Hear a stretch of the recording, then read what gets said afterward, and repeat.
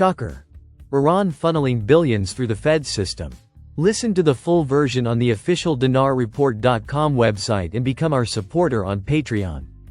Shocker. Iran funneling billions through the Fed system. Notes from the field by James Hickman, Simon Black, September 9, 2024. When I was a kid growing up in the 1980s, my father used to go every summer for 2 weeks of military training. As part of his commitment to the U.S. Army Reserve. And whenever he flew home, we would always meet him at the airport.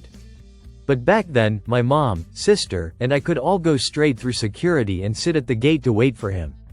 In fact, that was normal all the way through the late 1990s. Then, of course, everything changed after 9/11.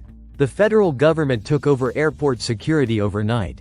And for the past 23 years, we've been taking off our shoes, getting fondled by federal agents, and throwing away our liquids. More than 2 decades after 9/11, most of these TSA security rules, the majority of which have been adopted around the world, seem pretty stupid.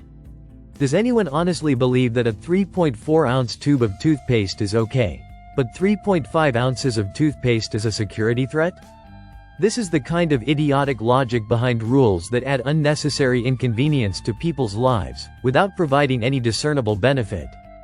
The same thing applies to those ridiculous consent forms on countless websites across the internet. Whenever we visit a site, we are now forced to accept cookies, thanks to a law passed by the European Union's most idiotic politicians.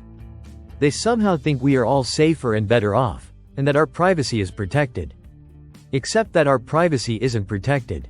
Mark Zuckerberg and the Google guys are still following us around the internet, watching everything we do and click. Not to mention the governments themselves grab our biometric and personal data, shove it all in a database, then leave it prone to breach by hackers. But hey, at least we have those cookie notifications to keep our data safe, right? It's just another stupid rule that inconveniences people, without providing any discernible benefit. Banking is another great example. Some people aren't old enough to remember, but it used to be a pretty simple process to open a bank account. You'd show up, sign some papers, and you were done. Now, we're all threatened with imprisonment, forced to fill out a million forms, and every single transaction is scrutinized under anti-money laundering and anti-terrorism regulations. The entire apparatus treats you like a criminal suspect rather than a valued customer. And for what? Turns out, it's all for nothing. Laws like FATCA, CRS, and the USA Patriot Act were supposedly passed, at least in part, to cut off terrorist groups from the global financial system. But all the regulators missed that Iran, a nation that has been blacklisted by the global financial system, sent hundreds of millions of dollars to Hamas, a blacklisted terrorist organization. And then Hamas used that money to kill innocent Israeli civilians on October 7, 2023. The US president himself agreed to release $6 billion in frozen funds to Iran for the release of a handful of Americans. So again, what exactly is the point of all that scrutiny in the financial system? My mother has to jump through all sorts of hoops to prove that she's not a criminal just to withdraw some cash from her bank account. But Hamas and the Taliban get hundreds of millions of dollars funneled to them, through the US banking system.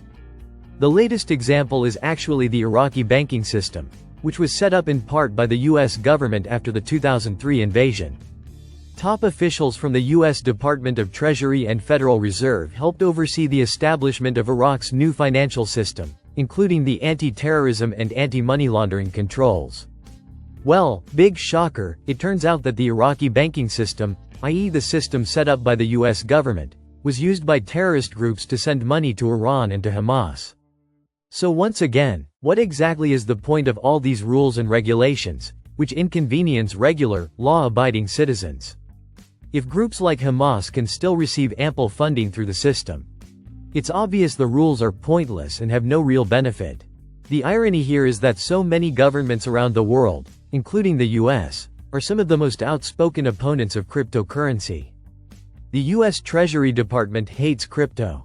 They say it is dangerous to have an unregulated monetary system where terrorists and drug cartels can operate with total privacy. Yet the very banking system that they established is what's actually funding terrorists. Everyone else has to suffer through daily friction and be treated like criminals, just to send some money from point A to point B. Withdrawing $5,000 in cash brings a bureaucratic shock and awe. And this is one of the biggest reasons why I think it makes sense to own crypto. I'm not a crypto fanatic by any means. I don't own it to speculate on the price. And most days, in fact, I don't know the price of Bitcoin or Ether. Nor do I care.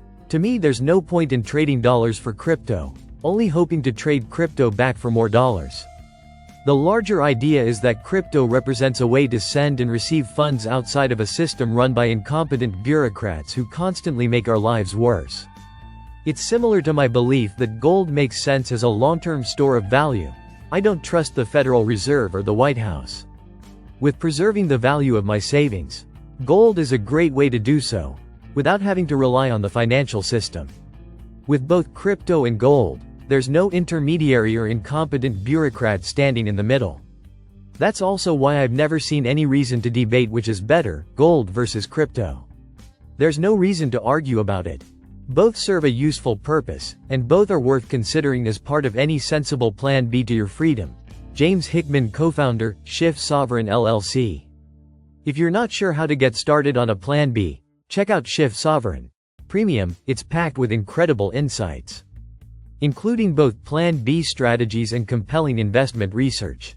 It's a highly educational, month-by-month guide that is designed to help you navigate the world from a position of strength, both personally and financially.